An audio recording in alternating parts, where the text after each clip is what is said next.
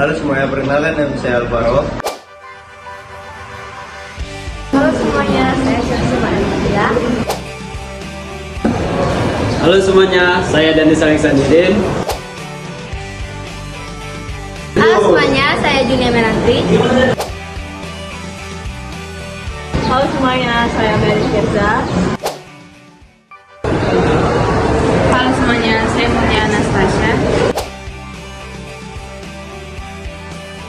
Halo semuanya, saya Ripka Grace Anastasia Shanipar.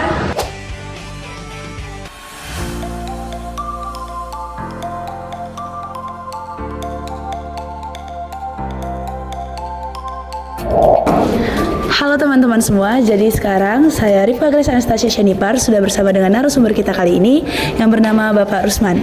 Jadi saya akan bertanya mengenai topik kita kali ini, yaitu barang-barang atau alat-alat apa saja yang membawa dampak atau pengaruh untuk Batam. Pertanyaannya itu, Ya Pak. barang-barang yang Berpengaruh. yang atau berdampak langsung ke Batam. Ya. Yang paling berpengaruh adalah meriam yang ada di belakang kita ini. Meriam ini salah satu peninggalan yang sangat menentukan Batam itu posisinya di mana. Batam terdekat di Singapura dan Malaysia. Peradaban Batam sama dengan peradaban yang ada di Johor, Malaysia. Adab dan istiadat sama dengan Johor, Malaysia. Bangsa sama Melayu dengan Malaysia. Tapi Batam masuk ke Indonesia karena adanya meriam ini. Meriam ini menentukan keadaan Batam menjadi Indonesia karena keputusan Belanda pada saat itu, keputusan Traktat London namanya itu, perjanjian untuk memasukkan mana daerah Malaysia, mana daerah Belanda. Malaysia itu dijajah oleh Inggris dan Indonesia itu dijajah oleh Belanda. Jadi pada saat itu ada keputusan yang mengatakan daerah yang ada peninggalan atau jejak Belanda itu masuknya ke Indonesia. Daerah-daerah yang ada jejaknya Inggris itu masuknya ke Malaysia. Jadi setelah ditelusuri Batam pada tahun 46 pada saat itu untuk menentukan perbatasan, ketemulah dengan meriam ini. Dan meriam ini setelah diteliti juga, meriam yang digunakan oleh Belanda untuk kepentingan penjagaan laut yang ada di Batam.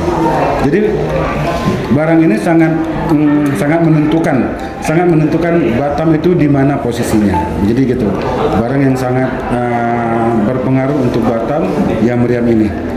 Jadi meriam ini juga membuktikan bahwa Belanda itu ada di Batam. Jadi Belanda ada di Batam, jadi Indonesia mengambil Batam sebagai negara kesatuan Republik Indonesia. Begitu kira-kira. Terima kasih Pak.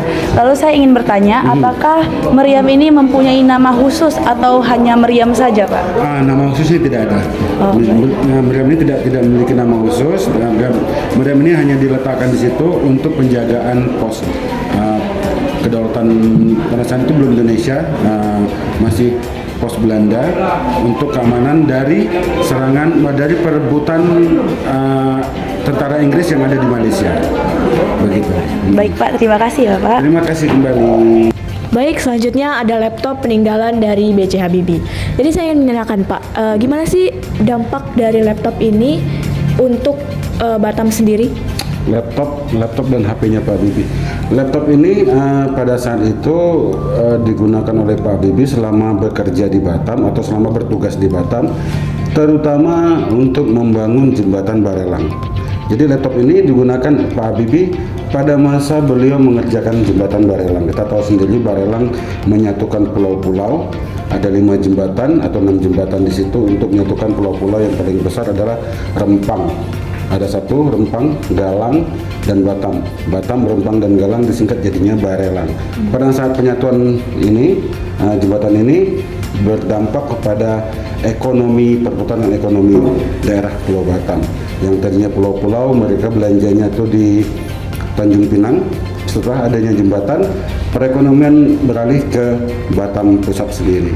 Jadi laptop ini adalah sangat berperan di Batam karena laptop ini hasil kerja Pak Habibie itu menggunakan laptop ini. Jadi alat kerja beliau yang sangat luar biasa pada saat itu, di mana kita tahu sendiri laptop adalah barang mewah zaman itu. Laptop adalah sebuah alat yang benar-benar yang gimana ya, yang wah pada saat itu dan yang memiliki hanya Pak Habibie pada saat itu. Jadi laptop ini juga berpengaruh di Batam untuk perputaran ekonomi antar pulau.